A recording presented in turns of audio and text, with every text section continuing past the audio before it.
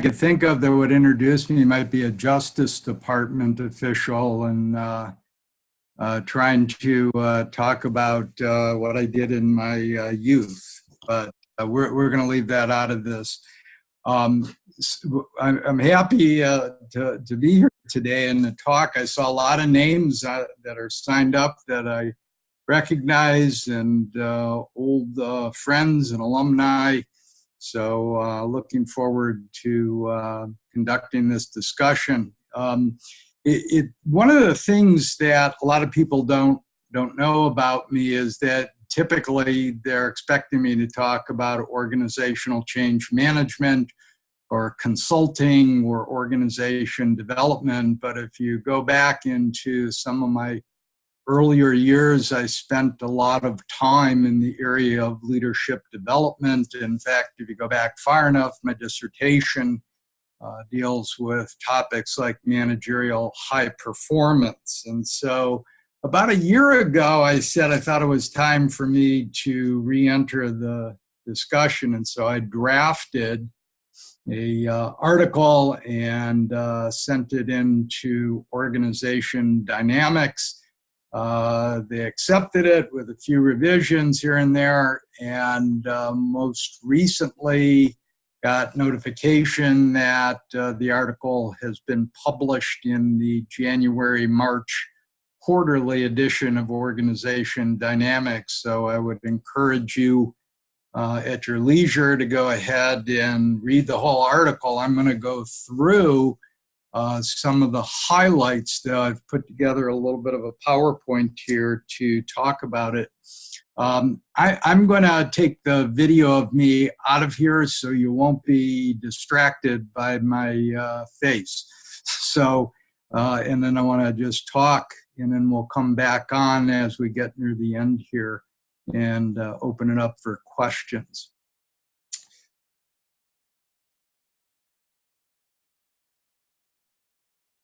Okay, that should be good then. So the title of the article is An Inconvenient Truth About Leadership Development. And I usually talk to my comrade in arms, Pat, and she said, Harlow, I think people might be interested to hear about what this is.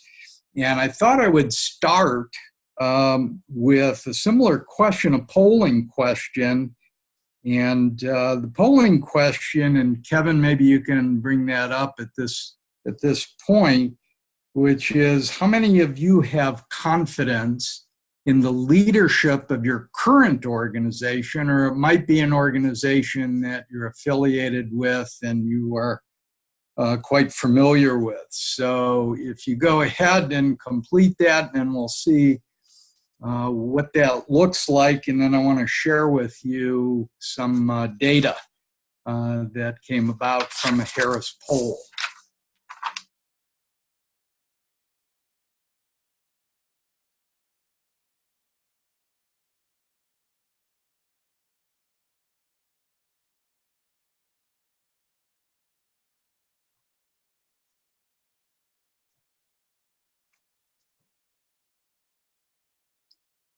That total, we're not doing it, so it'd be -3 between Kevin, Pat, and I, so it'd be 36. I believe, I don't think the phone people can vote, so we might be actually pretty close to full participation. Pretty close to full, okay. So if we take a look at this, which is kind of interesting, what we're seeing is those that are confident and extremely confident total 21%. So approximately 80% have indicated that, or I should say 21% have indicated that they're either confident or extremely confident in their leadership. So let's move on. We'll end this polling, and we have a pretty good idea of what that is. Okay. We've got the results there, Kevin. It should be gone now. Okay, we can take that off there. It's off on my screen. Is it not off on yours? You might have to close it yourself. I just closed it off, so hopefully you can see it now. So Harris does an annual poll that tracks the confidence in leaders who are running our organization and institutions.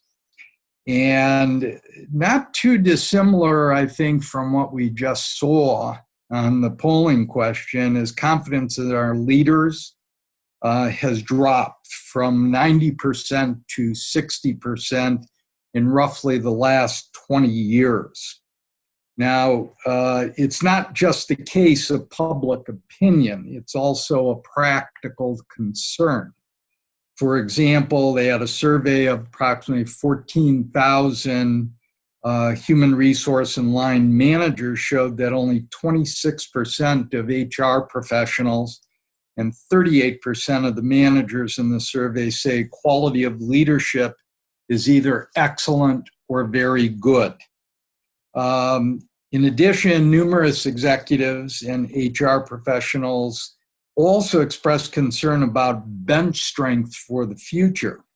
And what they found was that it was only 18% of HR pros and 32% of managers say prospects for the future leadership are strong or very strong.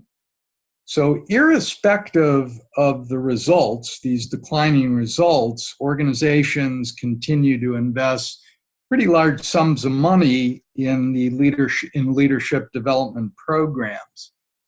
Case in point is a recent article by McKinsey estimates that leadership development as an industry totals $50 billion in the US alone and has doubled in the last 15 years. On a worldwide basis, the estimates are 3 times that number. So we have kind of two interesting trend lines which are moving in opposite direction. One line shows declining confidence in the quality of leadership now and in the future, and the other line shows continuing growth in expenditure for leadership development programs.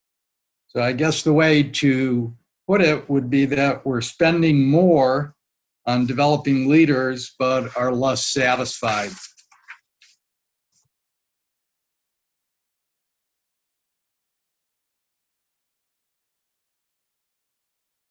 Okay, that's not working.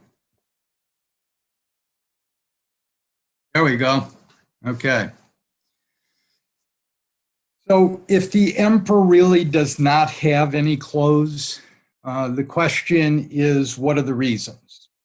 And these are 3 reasons that I think apply, is that leadership development programs adhere to what I might refer to as a conventional school of thought. And it's built on 3 questionable assumptions. And let me go through them, and then I want to talk about each one in a little bit more detail. So the first says, leaders who possess the right stuff create successful organizations. The premise is that if we can find or develop leaders with the right stuff, populate the organization with enough of these folks, and aggregate the individual performances, we can ensure organizational success. That's the first premise, or the first assumption. Second is that leadership potential is best gauged by assessing individual attributes. This premise is wedded to the notion that leadership is an individual sport. As such, our attention drifts toward finding individual traits, characteristics, and the like that, when present, will allegedly create a winning formula. And the third assumption is that leader effectiveness can be objectively assessed and developed independent of the social context in which a leader works. So this assumption places a great deal of faith in the belief that individual capabilities are somehow distinct from and unaffected by the day-to-day interaction with others, or by the cultural means that inform people what is considered preferred behaviors, ideas, styles, or priorities. So these 3 assumptions, from my perspective, dominate a conventional school of thought and mold a lot of the leadership development programs, albeit implicitly. So, however, few of these have been questioned or even checked to see if they're working. So I found one study that learned that less than 1 in 10 leadership development programs are rigorously evaluated, while another more extensive study, and it seemed to me it was pretty extensive because they said they looked at the last century, and they found no more than 200 documented studies that reviewed what the impact was of the leadership development intervention.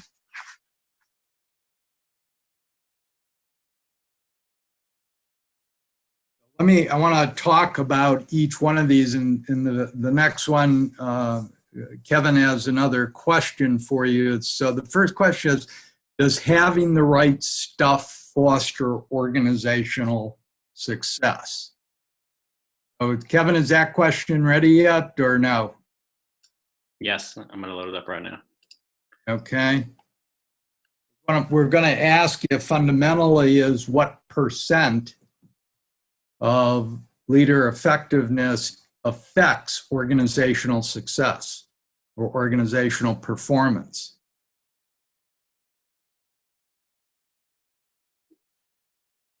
So if you would answer those questions, what you think it is.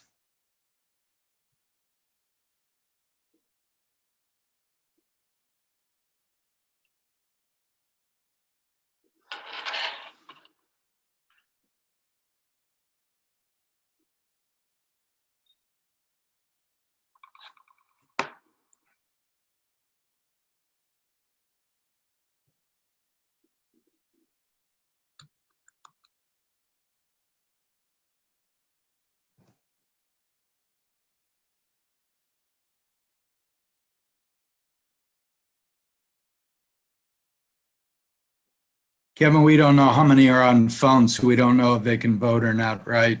Here we have 9. We had a little bit better performance last time, but we've got about 24. I think we're about 4 people, if anyone hasn't answered the poll yet. Okay. Give you a little more time, huh? Give it another 10 seconds or so. Okay. Anyone hasn't gotten in there?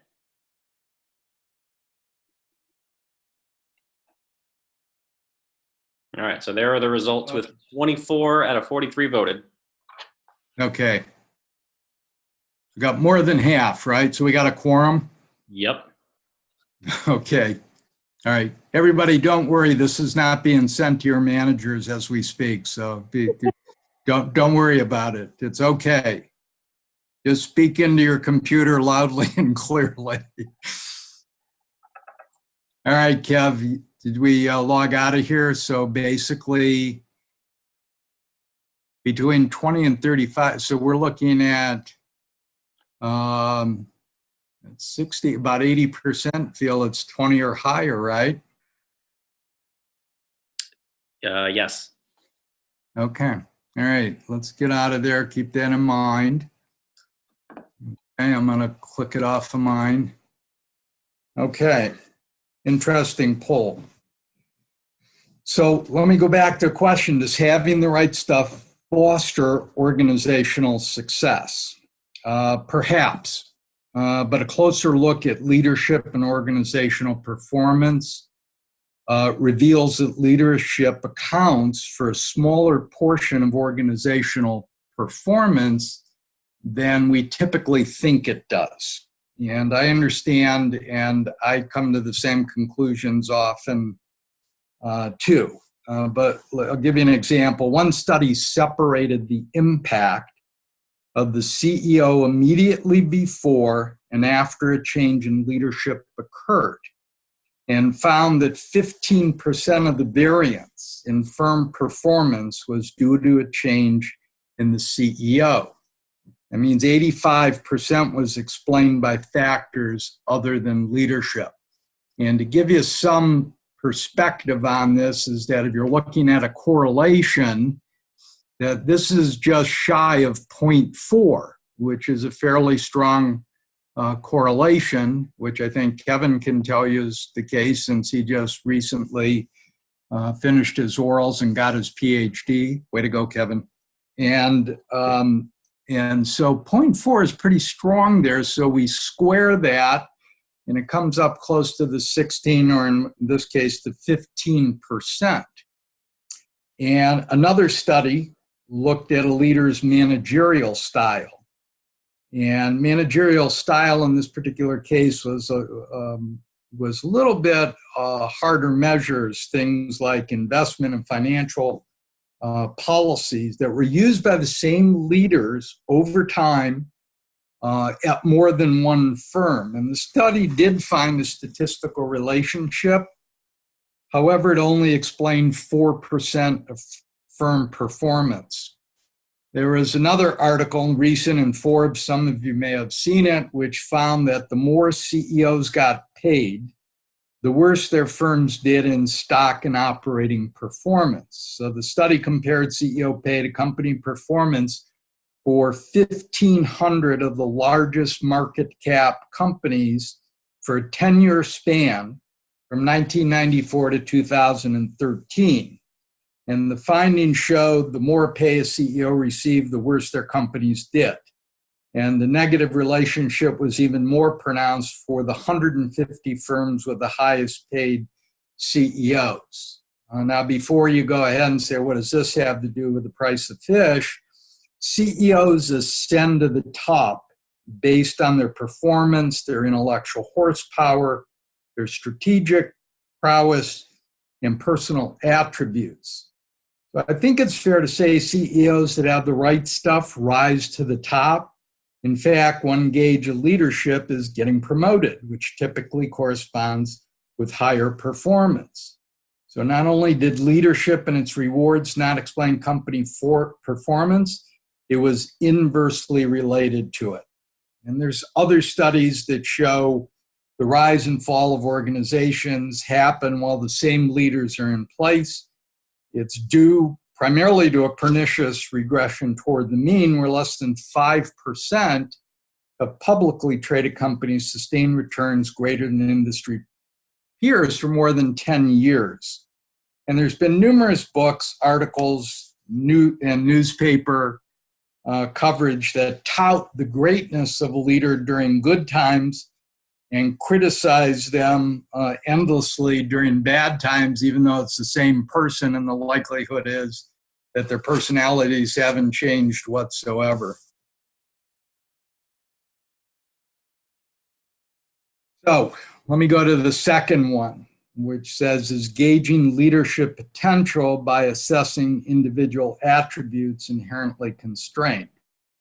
I concluded that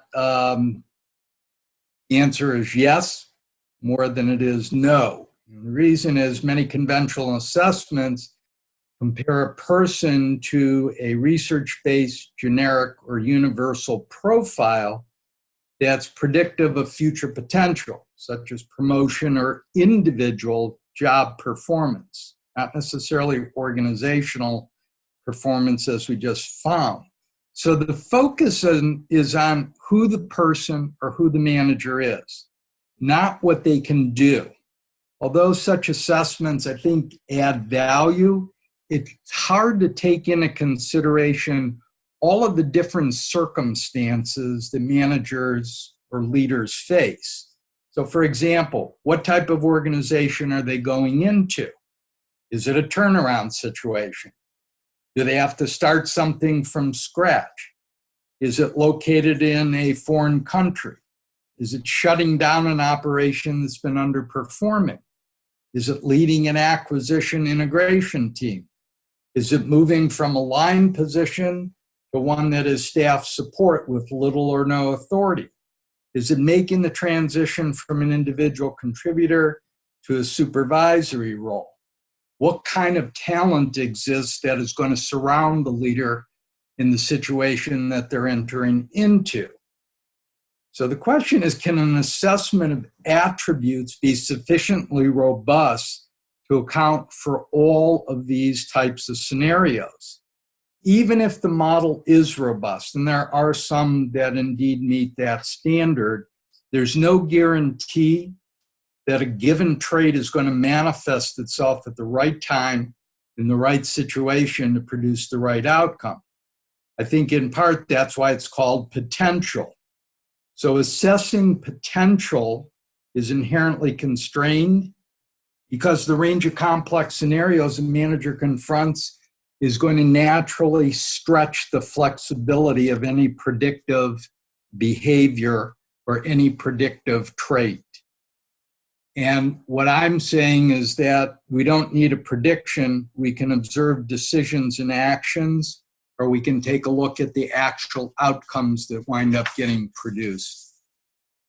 Okay, last point on this page, which is, can leader effectiveness be judged independent of the social context that a leader resides in?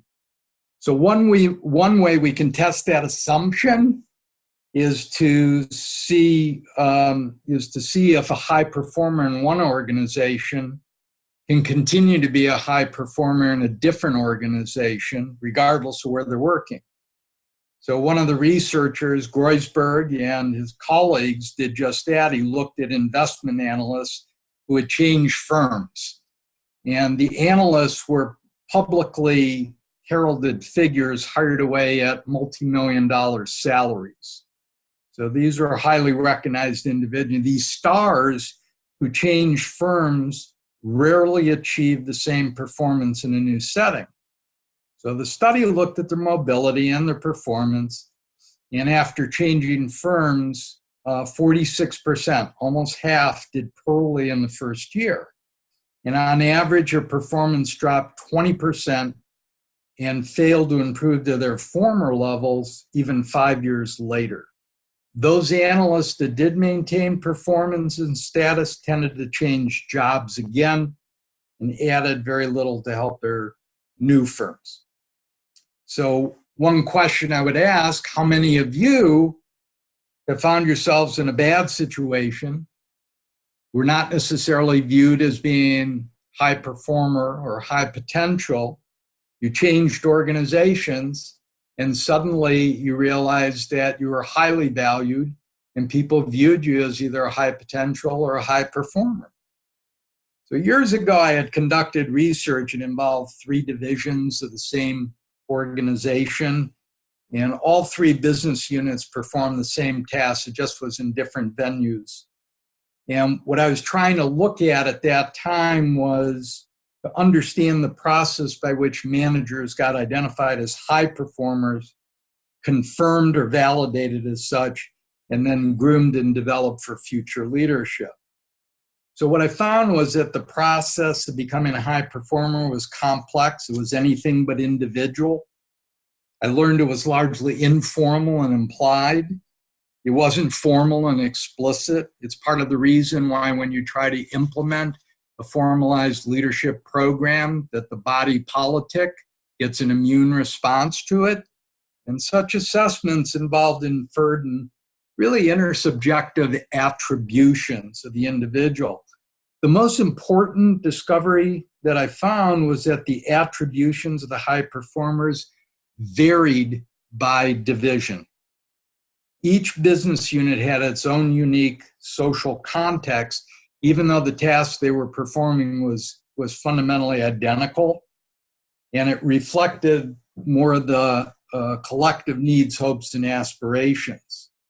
So the implication of that research that I did many years ago was that leadership effectiveness is socially constructed.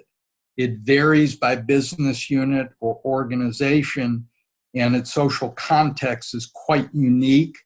And because of that uniqueness, some leadership attributes are valued, others are not.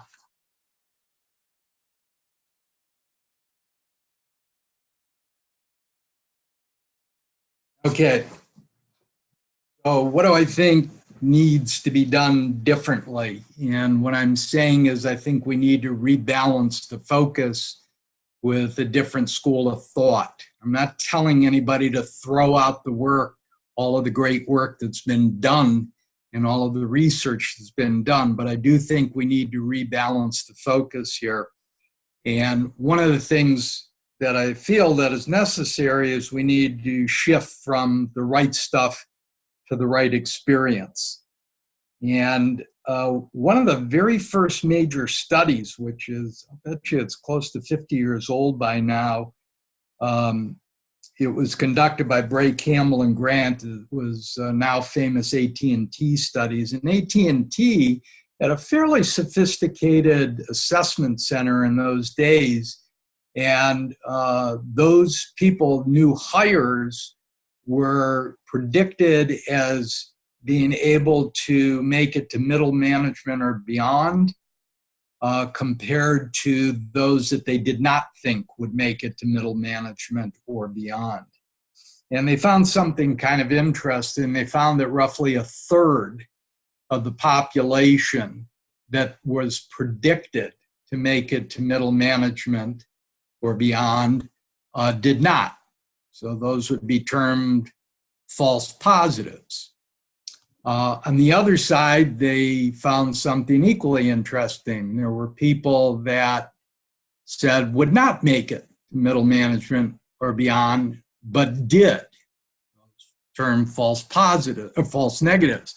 And so what they did was they said, want to be interesting, we compare the two of those together. Let's take a look at those two groups and see what the key differences are.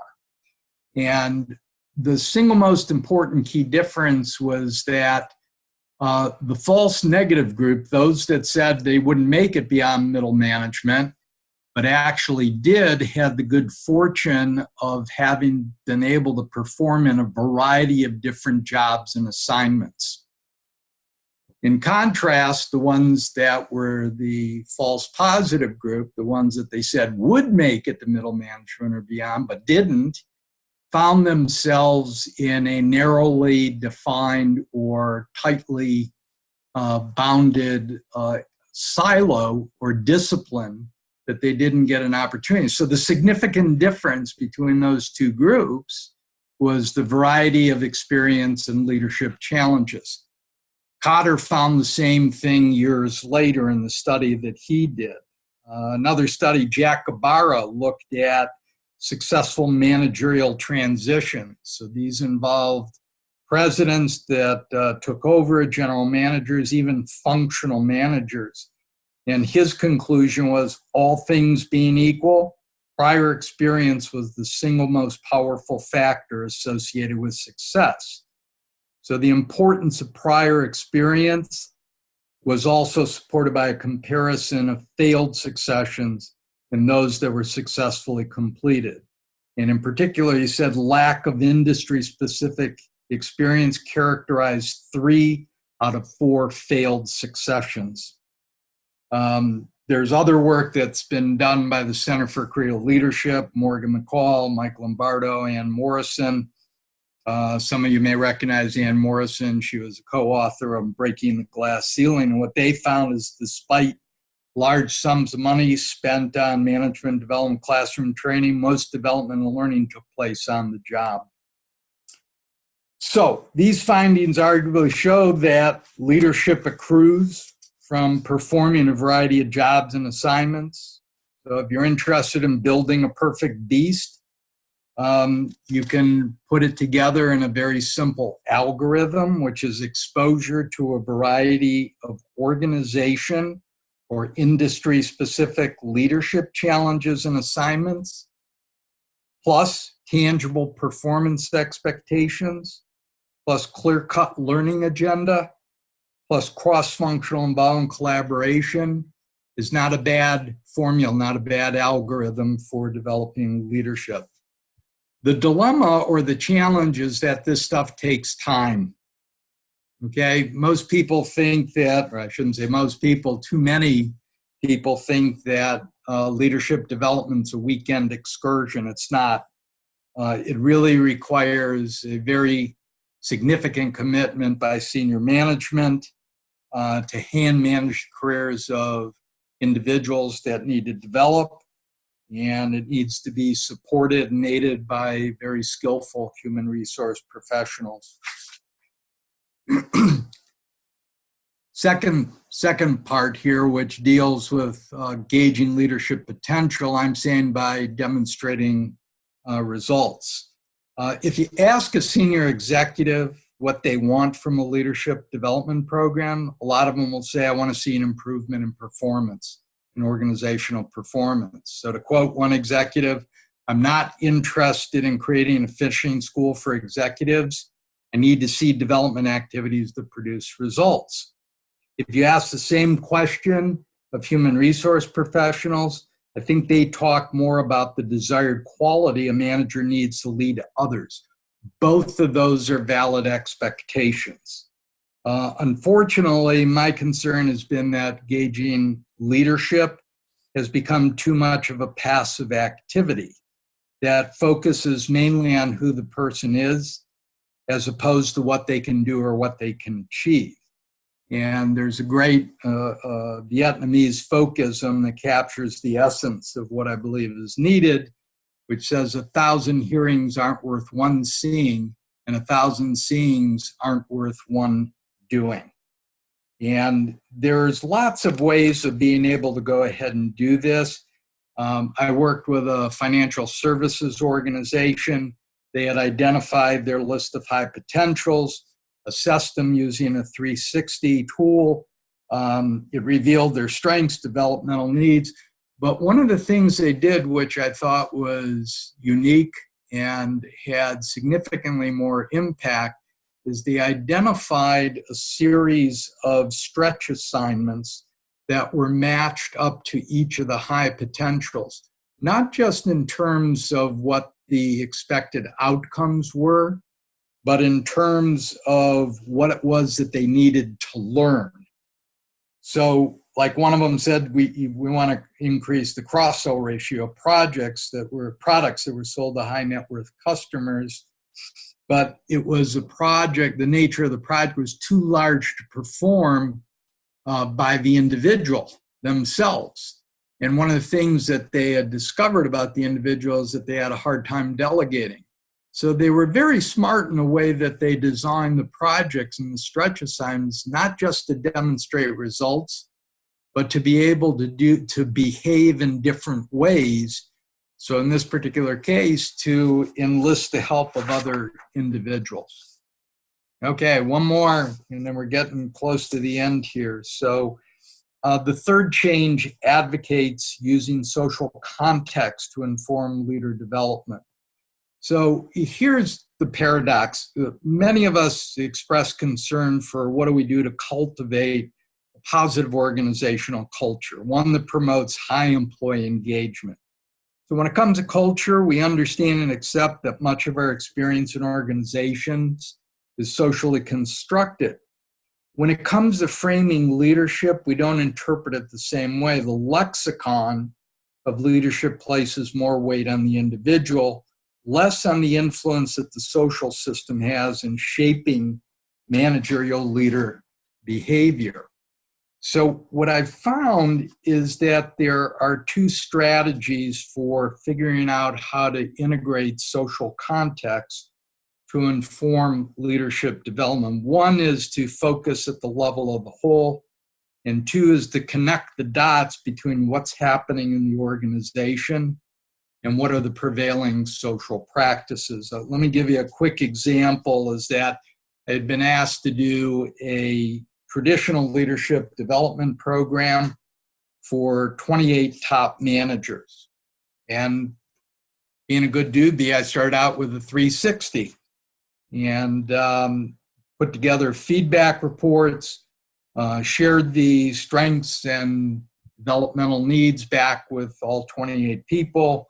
We constructed development plans together. We even formed some coaching relationships with them. However, one of the things that we did, which was prompted by the chief executive officer at the time, was to create a composite profile for the entire team. And that's when stuff got interesting. What we began to discover was that on a collective and a composite basis, they scored higher on dimensions of interpersonal skills. So things like compassion and sensitivity, team effectiveness, building and mending relationships, putting people at ease. On the opposite side, they scored lower on achievement dimensions, things like results-oriented, decisiveness, being a change catalyst, or exercising influence. And so here we were looking at we had bumped it up to the level of the whole. And in so doing, we began to piece together what the history. So this was an organization that was based in a rural area. Many of the people that worked there lived in the same community or adjacent communities. Some of them owned farms and were working at this organization, this industrial organization, for additional money to compensate when the crops didn't do quite as well. And the organization had gone bankrupt at one point in time, was acquired by an investment firm.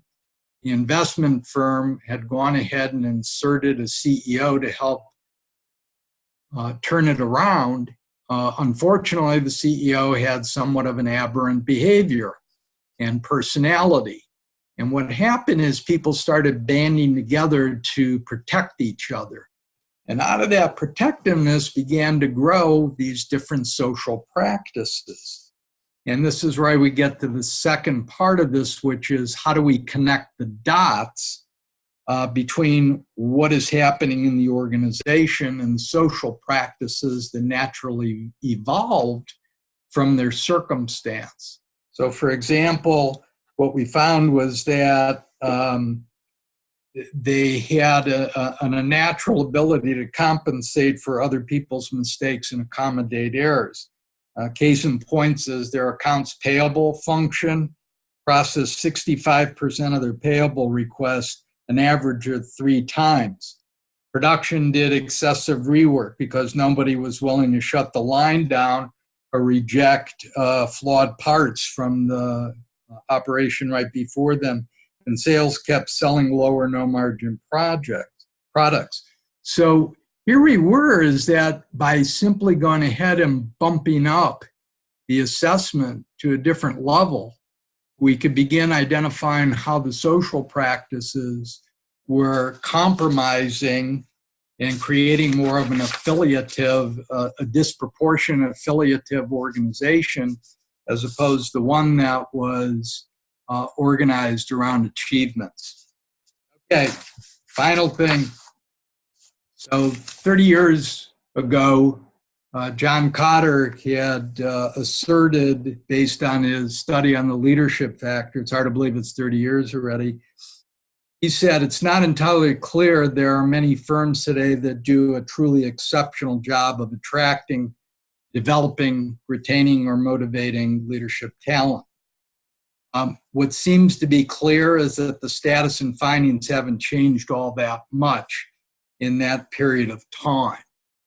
And I know that leadership's it's a shorthand way we can explain success or failure, but unfortunately, studies showed that even though leadership accounts for some portion of organizational performance, and don't misunderstand me, it certainly can be a competitive advantage, but it's less than we think it is, or more to the point, what we'd like it to be.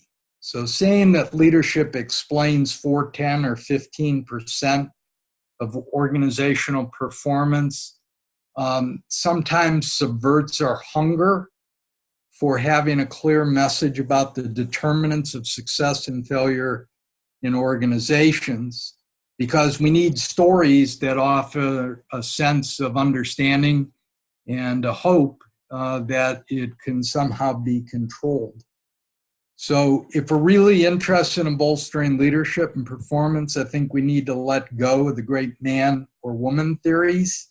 A lot of people say, no, I don't believe in it, but they still act and practice as if they do by trying to isolate the critical personal dimensions that will separate out and sort out those people that are better leaders. Here's the point, is that People grow and develop over time by getting exposure to the right types of experiences and assignments. They learn how to achieve results by tackling real challenges where success or failure are both possible. And I think last is that people develop appropriate leadership skills when we can consciously design or consciously redesign the social context in ways to make it possible for developmental processes to flourish and for leaders to learn. Okay, I'll come back on now. And we can open it up to any questions. I know we ran a little bit over, but we didn't get started for 5 or so minutes. Maybe that's true, Kevin. So normally on the MPOD webcast, we do text message that use the chat box to ask questions. However, if you guys have access to your Zoom, feel free to sort of unmute yourself, unmute your video, and sort of ask the questions. For any of you who would like to ask a question via text, I'm happy to translate it to Harlow as it comes in. Hey, Harlow, this is Jeff Trick calling. Oh, hi, Jeff. How you doing? Very good, very good. One question I had is, as you were looking at the different, there's so many different leadership models out there, and some are more old school than others. But have you seen? I feel like I've seen in some cases an evolution of the models that are starting to take note of some of the ideas that you're pressing on here, namely the leader's role around experience design and associate experience design. I mean, have you seen that in terms of different models from a leadership model standpoint? Like, I think like the leadership circle has some of those elements, but just wanted to hear your take on that. Yeah, I have begun to see. It's funny is that it's almost, I remember from 30, 35 years ago, some of the things that I'm talking about were more in vogue, and they were more concerned about making sure what kinds of experiences. So for example, like the Center for Creative Leadership down in Greensboro was the work that McCall and Lombardo and Morrison did. We're far more concerned about what types of job assignments develop it. And then after a long time, those began to fall out of vogue. They were less important, and it seemed as though there was far more concern with the work that was being done. I think there were more psychological models. And more recently, I've begun to read more articles that are becoming critical of a leadership development program. So that's a long-winded way of saying yes, Jeff. Mm-hmm. Yeah, thank you. I mean, I appreciate that. Yeah, it's interesting because what I've been seeing a lot recently is some of the same disciplines that companies use for experience design for their products and or services, and all the tools that go along with that, design thinking and co-creation with their customers, etc. Yeah. It's interesting. There's a lot of push these days to use that same experience design thinking and way of being internally, and moving things like in the past were like these employee value propositions into what I'll call more employee experience propositions. Yeah. In a way that's kind of more modern, and with some of the co-creation and things like that. And the leaders, the new leaders' ability to be able to be more of a symphony, a part of the symphony, but conductor sometimes, but a follower. That seems to be a thing that I've been, so, and it's what you're saying. So yeah, we're seeing. I'm seeing a lot of design thinking tools and activities that are finding their way into developmental activities. So 2 guys out of Stanford, Burnett and Evans, who started conducting sessions and courses on designing your life. And they quite literally taking design thinking tools and building it into the fabric but at an individual level, which is, quite fascinating to me. And so they're using the same tools that they would use for designing a product or redesigning an organization, and they're applying it to the individual. Yep. Thank you. I had a question come in privately from Rich Johnson, Harlow, that says, does Buckingham's idiosyncratic radar effect have any impact on identifying the wrong type of leaders? I'm not, to be real, hi, Richard. To be real honest, I'm not as familiar. I mean, I'm familiar with some of the work that Marcus has done, but I'm not familiar with that. I know that you're saying, if I'm understanding the question from Richard, is that there's leaders that you don't ever want to be running an organization, irrespective of the situation they're in. Can we ask him if that's what was intended by the question? Sure, you can ask that. If he responds to me, I'll let you know.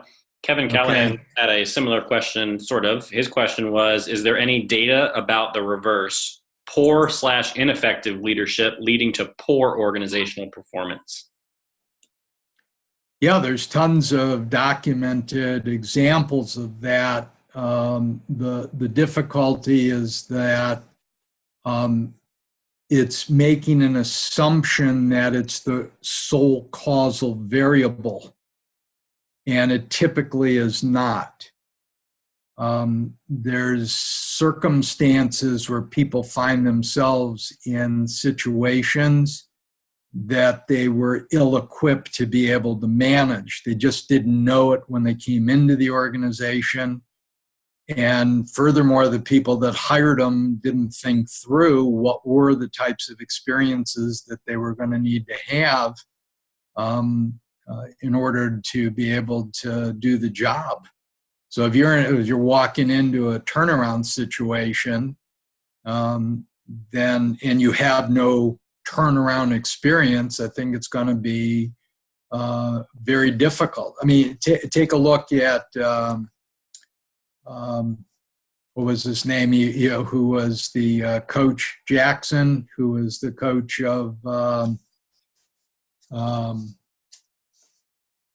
Chicago and Los Angeles when Michael Jordan and Kareem Abdul-Jabbar was there.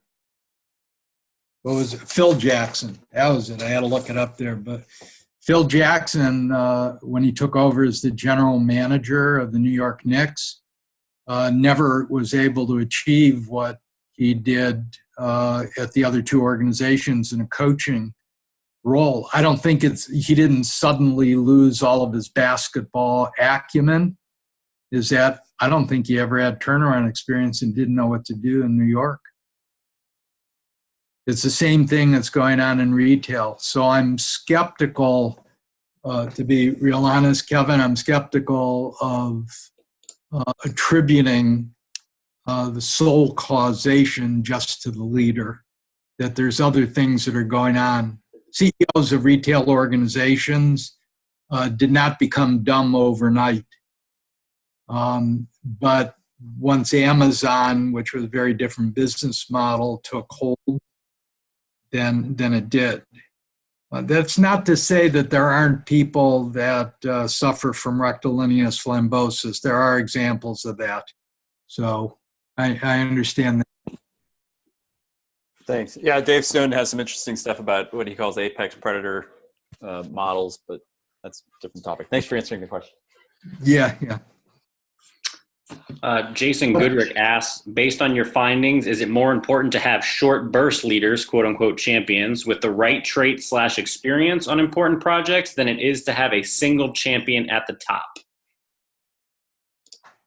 I don't know of any organization, a true organization, that has a collection of individuals that have to rely on everybody being able to perform at a high level, that it would be solely dependent on the individual at the top.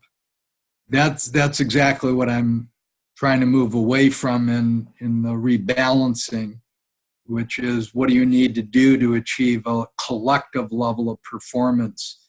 And so I have less confidence that one person can make a difference, especially if others in the organization aren't willing to row in the same direction. The next question is from Matthew Garbick. He says, Harlow, incredible insights. Given most 360s focus on individual leader capabilities, would you recommend putting these 360s in context with the skills and capabilities of the leader's team, finding if a leader is using the strengths of individual team members that have high project applicability and are able to drive results through others? Yeah. Hi, Matt. Yes. The short answer is yes. I think that would be a great application. Is that people need to understand I do not advocate going ahead and suddenly throwing all the 360s out the window. I think that's a mistake. All I'm saying is that we need to put it in a different context in order to go ahead and achieve a level of either higher team performance or higher organizational or certainly institutional performance. I mean, it's almost like a marriage of thinking strategically about your organization, and then how do you dovetail in the talent within the context of that strategy that the organization's trying to accomplish. Why don't we take one or two others, because I want to leave some time for anybody that's interested in the MPOD program to talk about, that I can answer questions for if they wanted to stay on. Why don't we take one or two more questions, Kevin, and then we'll go from there. So Lisa Elliott says, Harlow, thank you for offering this presentation. Letting go of the great man/woman theories suggests we need to build new narratives. How do we begin? I think we've already begun to do that. I think philosophies and theories like appreciative inquiry have already begun to do that. And I just think that we need to figure out how to marry more collective or socially constructed scenarios. Is that when you take a look at organizations, they really do vary in which attributes wind up being valued and which ones less so. It's like you can take a consulting firm, you can take a look at Bain, you can take a look at McKinsey, you can take a look at a range of other consulting firms, and you begin to see what the differences are between them. But I think what appreciative inquiry has done is given us a lens to try to understand what is it about that organization that's making it work. I'm reticent when things start to go bad, and eventually they do in all organizations. The question is, what is it that we need to do, and not be quite as quick on the trigger to be blaming the leader, but to begin to understand what are the external forces that are really determining what it is that's going on. As opposed, that's when I said, let's stop using leadership as a convenient way of explaining why something isn't working.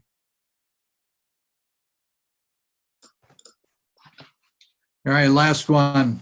All right, so Kathy had a quick comment. She said, thank you for this presentation. What comes to me is the strength-based leadership is relevant here, which seeks to create teams based on having the combination of all four pillars represented on the team. That was just her comment. Diana, which will be the final question, said, I fully subscribe to the importance of experience for development. What has the research shown about the context of that experience? For instance, providing the individual with a coach, mentor, or knowledge needed to be successful, rather than just saying, hey, why don't you take on this merger integration? It would be a great experience for you. Yeah. I think it's taking stock of where the individual is before you start. The objective isn't to allow them to fail, although sometimes failing has more learning attached to it than being successful. So I think you've got to be conscious and mindful of where the individual is starting from, and be judicious about what types of projects or assignments you want them taking on. You certainly don't want them. The development sometimes unfolds in more incremental ways than what we realize. And some individuals have a large aperture for learning. It's wide open all the time. There's other individuals that don't have quite the same breadth in terms of an opening on their aperture. And you got to figure out where their starting point is in order to help them succeed. And some people, and you also have to be sensitive to what is it that they want to do as well. You know, going ahead and putting them into a situation where they said, I've never wanted to be president. I'm quite happy in the role that I'm playing right now. And that has to be sufficient. So I think that's part of the early assessments, is to understand what is it that they can do, and what do we need to do to increase the probability of their success. That's what I meant by creating a social context that allows it to flourish. All right. And so with All that, right. March edition of the MPOD Alumni Webcast has come to a conclusion. If anyone has any lingering questions that weren't answered, I'm sure Harlow would love to get an email from you so he can sort of help out any unanswered questions. The next webcast will be in April. It'll be on Tuesday, April the 23rd at the same time. I'm sure everyone will get a notification about that from Pat. And so with that, I'm going to stop the recording. So any of you that have questions about the program can sort of stay on, and that won't be recorded. So with that, I will end the video.